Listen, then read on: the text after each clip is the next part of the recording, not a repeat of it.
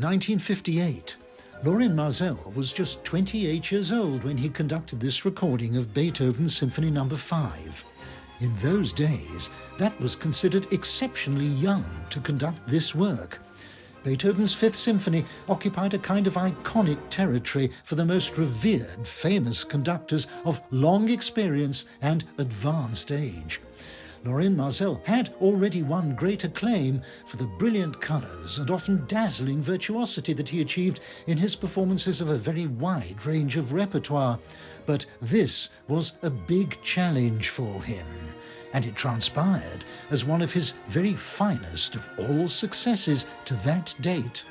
I think I was in such a state of shock, being so young and having this opportunity, that it was simply sheer fanatic devotion of the music that got me through.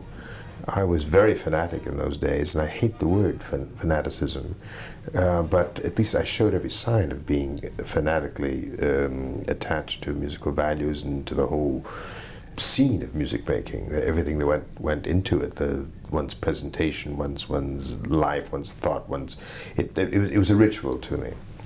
I don't say that I've lost that. I think I've succeeded in rechanneling a lot of his energy so that I've become much more efficient, both technically and musically. Having said that, I suppose one has to say that. You have to find some consolation for growing older. Having said that, I think I did approach the symphony with an intensity which I think really caught the imagination of the orchestra, and they came with me through thick and thin, right to the essence, right to the kernel of his music, with an enthusiasm and a drive that I think reflected the almost desperate force of my youth and my desire to make this music come alive in a very special way I felt it.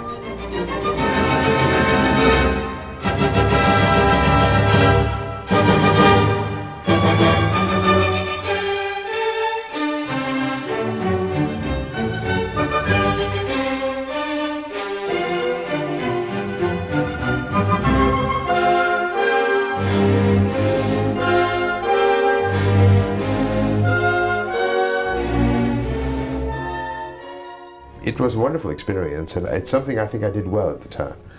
And I certainly have never lost my love for the work, even though it's not my favorite of the Beethoven symphonies. I prefer the fourth, and I prefer the sixth, and I certainly prefer the third.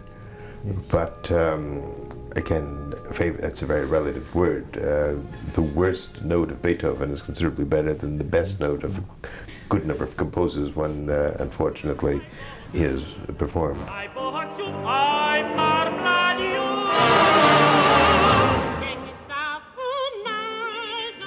Well, this here is a work that Lorin Maazel deeply loved and enormously admired. Ravel's fairy tale opera, L'Enfant et les Sortilèges. His recording of it was to be one of the most electrifying of all his achievements, winning him the very highest acclaim, even on an historic level.